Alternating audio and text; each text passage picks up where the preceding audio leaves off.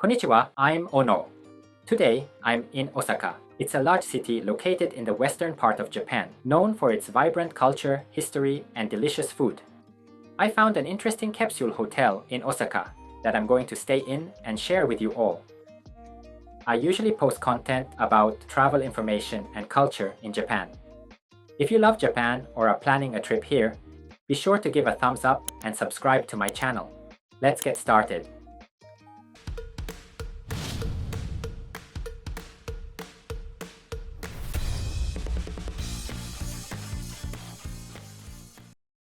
Before checking into my capsule hotel, I want to do a bit of sightseeing in Osaka. There are a lot of famous tourist spots like Shinsekai and Dotonbori, which have shopping streets and attractions. It's a great place to enjoy Japan. First, I visited Shinsekai. Shinsekai developed after the 1903 World Expo in Kansai and has since become a popular tourist destination. The most iconic landmark in this area is the Tsutenkaku Tower. The 103-meter tall tower offers panoramic views of Osaka from its observation deck. Shinsekai is known for its bustling shopping streets, featuring vibrant signs and neon lights that bring a unique atmosphere to the area. The covered arcade streets are lined with souvenir shops and restaurants, bustling with locals and tourists alike. Let's go ahead and have some lunch since I'm already getting hungry. I'm about to eat takoyaki, which is a soul food of Osaka. It's made by pouring a batter of water and flour into a mold and adding small pieces of octopus, green onions, and other ingredients, then cooking it into round balls. Osaka has many popular takoyaki spots, but today I'm at Takoyaki Duraku, a famous place that even locals rave about. It's always crowded here. Here's the menu. In addition to takoyaki, they also sell side dishes like beer. It's tempting to have a beer during lunch, but I'm afraid it might hinder my ability to take photos, so I'll stick to just ordering regular takoyaki. You might think making takoyaki looks easy, but did you know it's actually quite challenging? I've heard it takes over a year of practice to become a skilled takoyaki chef.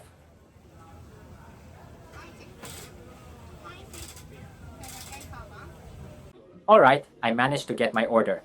On top of the takoyaki, you can see bonito flakes and seaweed.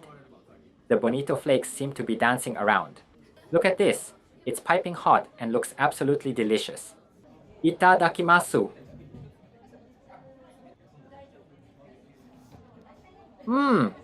It's delicious, but also very hot. The takoyaki is crispy on the outside and soft on the inside. And take a look at this. There's a big piece of octopus inside. Have you ever tried octopus? I'm not usually a fan of eating it on its own, but I love it in takoyaki. Even if you've never tried octopus or don't particularly like it, I think you'll enjoy takoyaki.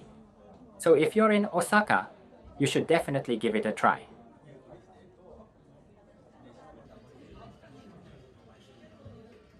Now that I'm full, let's go for a walk. So, we've come to Dotonbori next.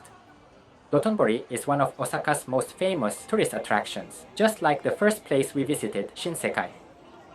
Dotonbori refers to the entertainment district around the Dotonbori River.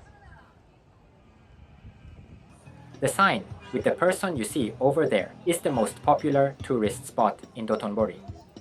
When you visit Osaka, you should definitely take a photo striking the same pose as that person. Since I'm traveling alone this time, I'd feel too embarrassed to do it alone, so I'll pass. There are truly many tourists here, both domestic and international. There are tons of places around here where tourists can shop, like Don Quixote and duty-free stores, so I recommend stopping by if you want to buy souvenirs or lots of Japanese goods. There's one more place in Dotonbori I want to visit, so let's head there. By the way, did you know that the standing position on escalators is different in Tokyo and Osaka? In Tokyo, people stand to the left and leave the right side open. But in Osaka, they stand to the right and leave the left side open. Osaka is the only place where people stand on the right side on escalators. It's interesting, isn't it? And here we are at our destination. It's the Pokemon Center. Pokemon has been incredibly popular lately. The Pokemon Center in Osaka is decorated with legendary birds to welcome you. Each Pokemon Center sells exclusive merchandise, so all of them are really crowded. I want to buy so many things.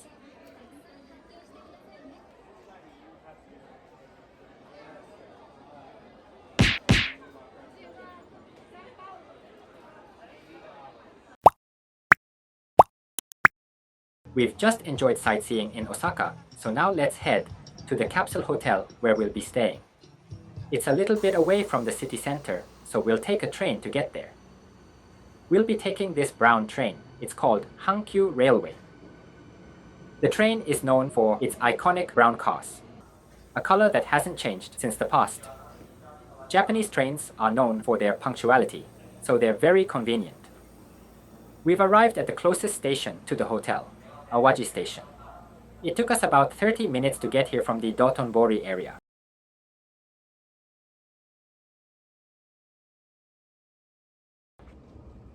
Alright, we've arrived at the hotel. It's called the Ninja and Geisha Hotel. Ninjas were groups of people skilled in stealth and other specialized techniques back in the Edo period. Anyway, let's head inside the hotel. The hotel is on the 5th floor of this building. By the way, I've been sharing various aspects of Japanese culture on this channel. What kind of content do you enjoy? Do you like hotel reviews and recommendations for tourist spots, like this video? Your feedback would be really helpful for my future videos, so feel free to comment below. Here's the lobby. The fox masks displayed here give a very Japanese vibe. I've stayed at several capsule hotels in Japan before, but this is the first time I've stayed in one with such a Japanese-themed concept. We even have geisha performers to welcome us. Alright, I've completed check-in, so let's go explore the hotel.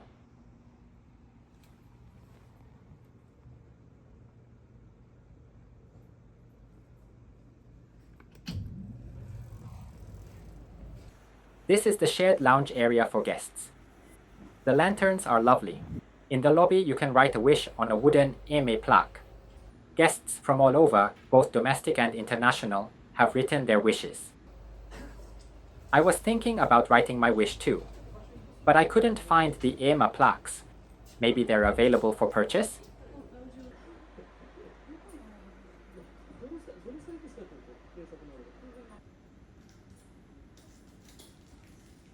In the center of the lobby, there's a table with snacks and origami paper, a traditional Japanese pastime. Japanese children often play with origami in elementary school or kindergarten. There are also books on how to fold origami, so feel free to give it a try.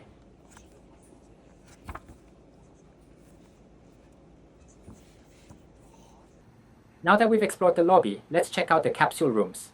The wallpaper in the capsule rooms has kanji characters on it. Do you understand what they say?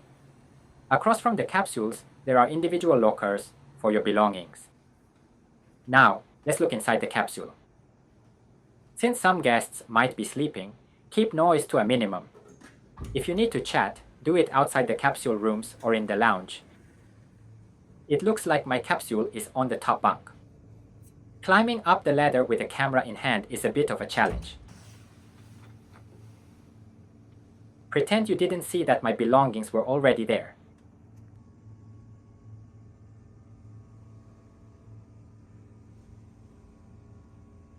Here's what the inside looks like.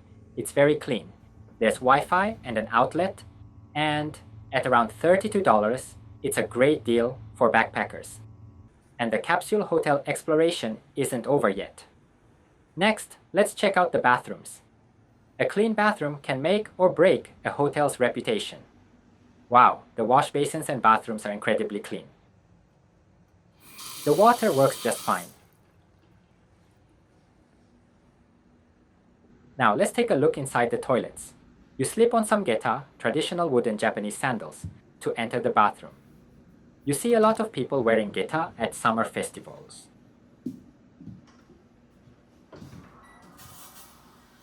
The bathrooms are also spotless.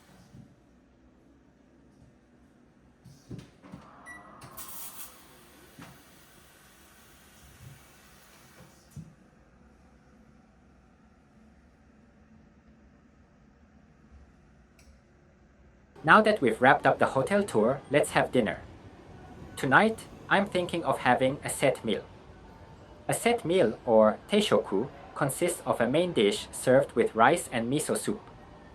I found a popular teishoku chain nearby called Yayoi-ken, so I'm going to have dinner there.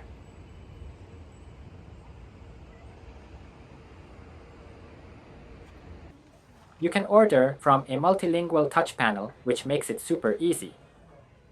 The meal costs about 900 yen, which is roughly $6. They accept credit cards too, so even if you're from overseas, paying should be straightforward. Alright, here's the food. I ordered a hamburger steak set. Everything looks so delicious. I often eat at Yayuken because it's all over Japan and it's always good. Look at the hamburger steak, so juicy.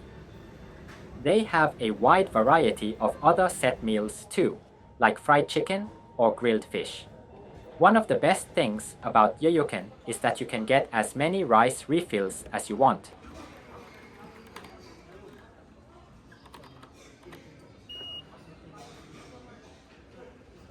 I like to pour some broth over the rice for an ochazuke style dish when I get seconds.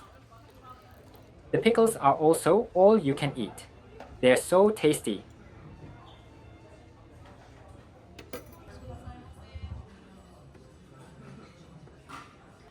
Finished it all. So that was my stay at the Ninja Capsule Hotel in Osaka. While I couldn't become a ninja, it was a lot of fun immersing myself in Japanese culture. Aside from this one, there are many other capsule hotels in Japan, so definitely try staying at one. Lastly, I regularly share information about Japan. If you're interested in Japan or planning to visit, please subscribe to the channel. And if you could give this video a thumbs up, it would really motivate me to keep creating more content. I'll see you in the next video.